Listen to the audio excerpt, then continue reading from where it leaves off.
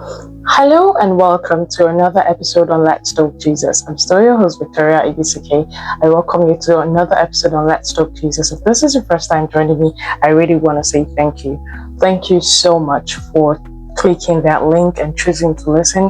Thank you so much for being here, and God bless you. And if this isn't your first time, I also want to say thank you so much for being a returning listener. Thank you for always choosing to click that link. Thank you for always being here, and God bless you. So I'm going to proceed with today's episode, but before then, I want to say Happy New Month. Welcome to the month of March. And this month is usually regarded as the month for women because there are a lot of women activities. There's International Women's Day, there's the Mother's Day.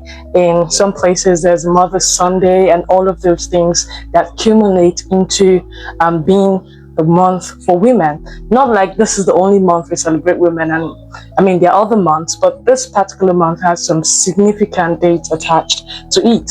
So that's why we always celebrate women in this month. And so by the help of God and direction of God, we decided to come up with a particular series that caters to women.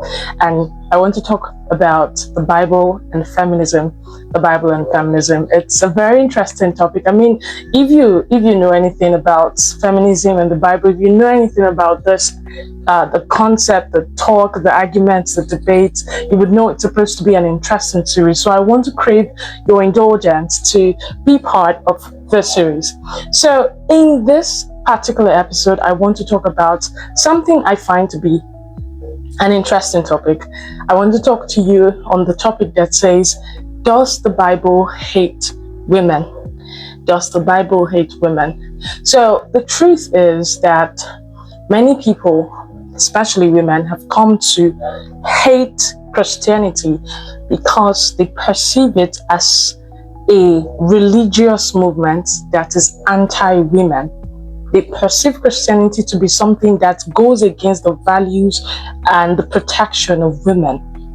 So it leads us to the question, does the Bible hate women? Does the Bible really hate women? Or are we just living in a delusion? Because there are people who have given up their faith because they feel like the Bible hates women. But I want to start out by saying this very important thing, that every time we read the Bible, we have to come to the Bible with this one knowledge, the fact that the Bible has both prescriptive and descriptive sides of it.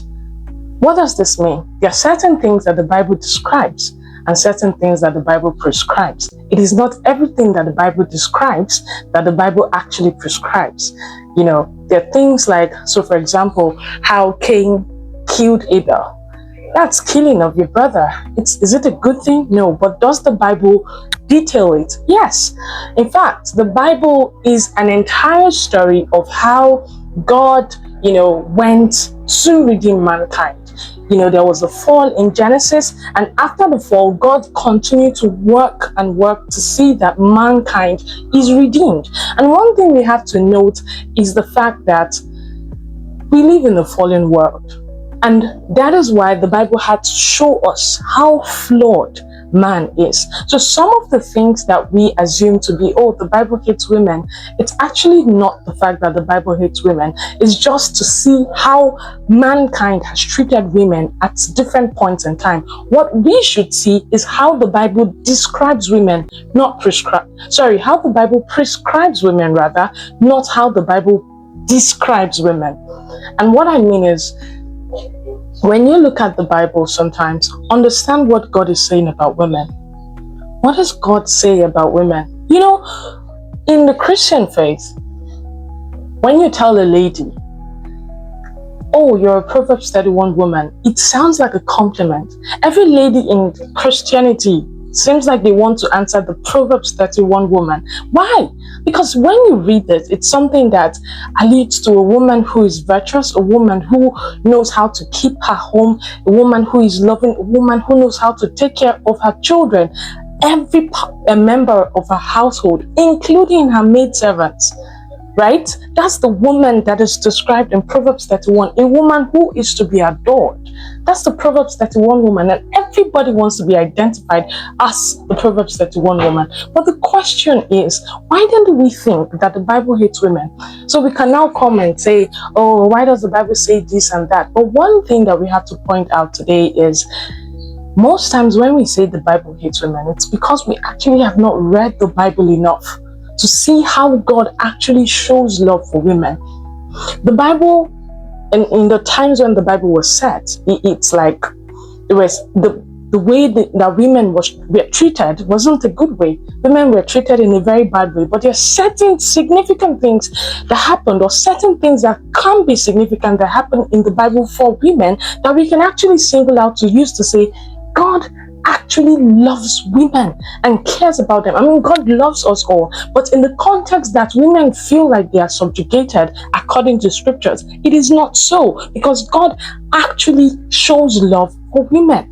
And it's not just in the New Testament, it's in both the Old Testament and the New Testament. In the Old Testament, we have cases of Hagar, the maid of Sarah and Abraham, who Abraham had an affair with, or had a child with, and then she was sent packing by Sarah. And we see that in the midst of her pain, God did not say to Abraham to chase Hagar out. It was Sarah's decision, and God said, respect her decision, right? It's not like that was what God wanted. God did not want, Hagar was not supposed to be part of the plan. The plan was Isaac. Ishmael was a diversion. So the plan was Isaac. But when that happened, God stepped into the situation and said, no, I'm not going to abandon her. I'm going to be there for her and her child. That's the God that we serve.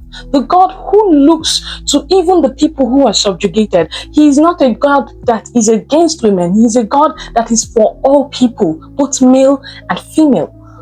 We look at another story of the daughters of Zelophehad, who were going to be relegated because they were only daughters. There was no son. And usually the people of Israel were used to giving property to the male, not the female. Now this is a family where there are only females, and they would have been abandoned.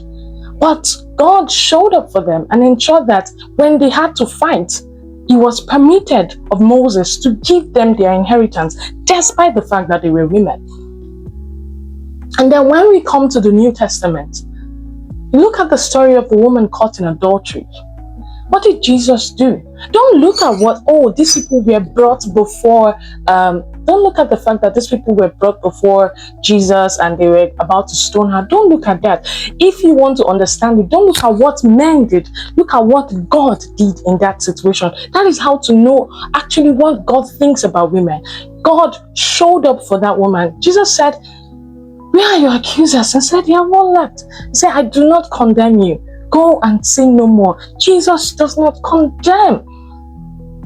He convicts. And he does it for both female and male. But like I have said, in the context of the fact that people think that the Bible hates women, we see that Jesus actually shows love to this woman.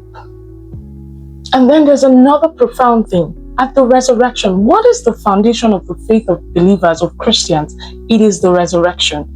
If there was no resurrection, there would have been no Christianity. What is the gospel? That Jesus died and has been raised from the dead for our sakes. That is the gospel. And who is the first person who witnessed for Christ? Mary Magdalene. Jesus said to her, go and tell my disciples and Peter. Go and tell them. Who was the first witness? Who was the first person to preach the gospel? This gospel that we so champion today, that we so preach today, was first preached by a woman, Mary Magdalene. That is a very significant thing to happen. And there are so many examples from the scriptures to show that God actually loves both male and female. God does not love the male more than he loves the female. God does not love the female more than he loves the male. There's so many things I want to talk about in this series, but today's focus is, does the Bible hate women? The Bible does not hate women. Yes, there are descriptions of cases where women were subjugated, women were treated wrongly, women were treated in an unfair manner.